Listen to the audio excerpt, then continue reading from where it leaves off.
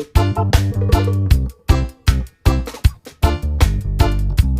teman-teman, sebelumnya perkenalkan saya Tio Asis Riko, mahasiswa semester 5 dari Fakultas Psikologi Universitas 17 Agustus 1945 Samarinda. Salam kenal teman-teman. Sebelumnya di sini saya akan membahas sedikit tentang pelanggaran kode etik berat dalam dunia psikologi.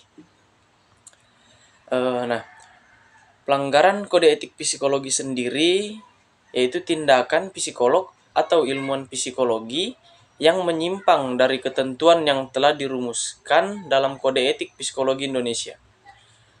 Hal ini termasuk adalah pelanggaran oleh psikolog terhadap sumpah profesi praktisi psikologi yang dilakukan oleh mereka yang bukan psikolog ataupun psikolog yang tidak memiliki izin praktik serta layanan psikologi yang menyimpang dari ketentuan yang berlaku. Nah,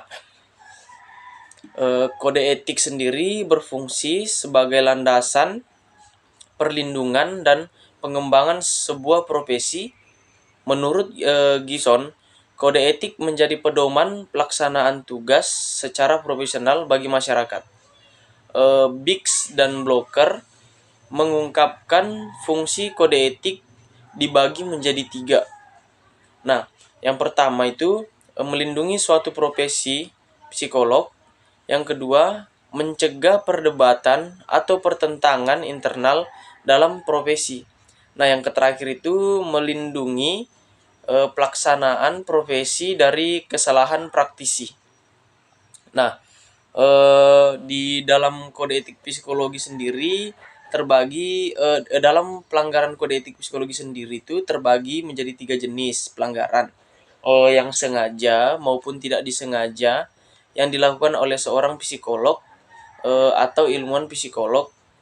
Nah, pelanggaran pertama itu ada pelanggaran ringan. Di sini saya tidak akan membahas pelanggaran kode etik psikologi yang ringan. Dan yang kedua ada pelanggaran kode etik sedang. Sama, di sini juga saya tidak akan membahas pelanggaran kode etik sedang. Dan yang terakhir di sini ada pelanggaran kode etik berat dalam psikologi.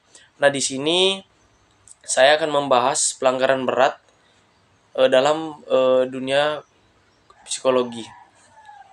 Nah, pelanggaran berat sendiri itu tindakan yang sengaja dilakukan oleh psikolog atau ilmuwan psikologi yang secara sengaja memanipulasi tujuan, proses maupun hasil yang mengakibatkan kerugian pada ilmuwan mengakibatkan kerugian kepada ilmuwan psikologi, profesi psikologi, pengguna jasa layanan psikologi, dan individu yang melakukan pemeriksaan serta pihak-pihak yang terkait.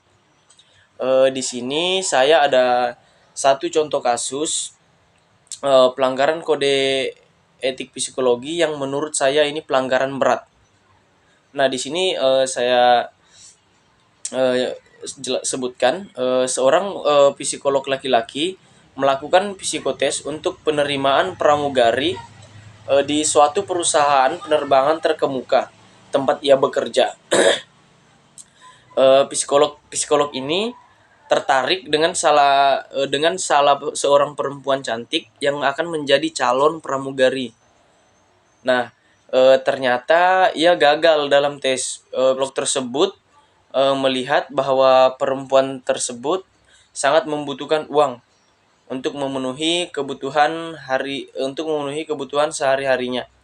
Calon pramugari itu kemudian menawarkan bahwa ia mau melakukan apapun termasuk hubungan seksual dengan psikolog itu dengan syarat ia dapat diterima di perusahaan itu.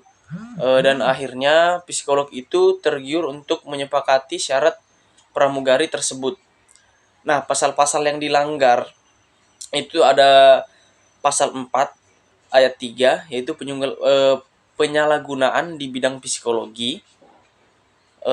Ini pelanggaran berat. Yang C, pelanggaran berat yaitu tindakan yang dilakukan oleh psikolog atau ilmuwan psikologi yang secara sengaja memanipulasi tujuan, proses maupun hasil yang mengakibatkan kerugian salah satu pihak pihak di bawah pihak-pihak itu ilmuwan psikologi, profesi psikologi, serta pengguna jasa layanan psikologi, serta individu yang menjalani pemeriksaan psikolog, serta pihak-pihak terkait dan masyarakat umum. Nah, ini contoh kasus yang pertama. Nah, teman-teman, di sini saya masih ada satu contoh kasus yang menurut saya ini termasuk dalam pelanggaran kode etik psikologi berat, di mana dunia pengetahuan Belanda kemarin dikejutkan dengan kasus penipuan yang dianggap terbesar dalam sejarah.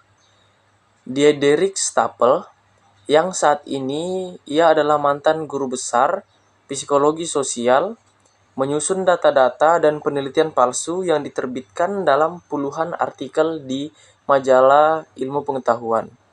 Guru besar psikologi Universitas van Tilburg itu dinonaktifkan sejak awal September lalu di tahun 2011.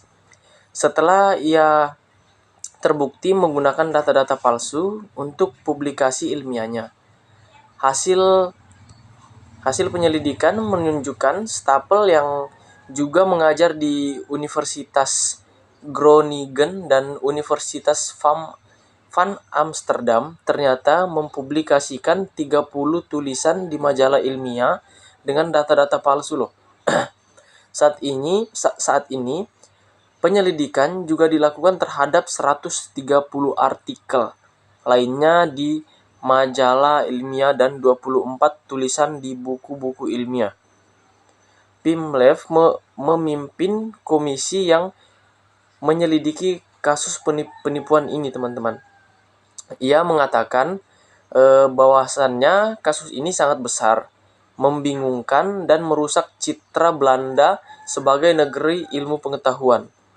Kasus ini tentu saja menarik perhatian dunia internasional loh, teman-teman.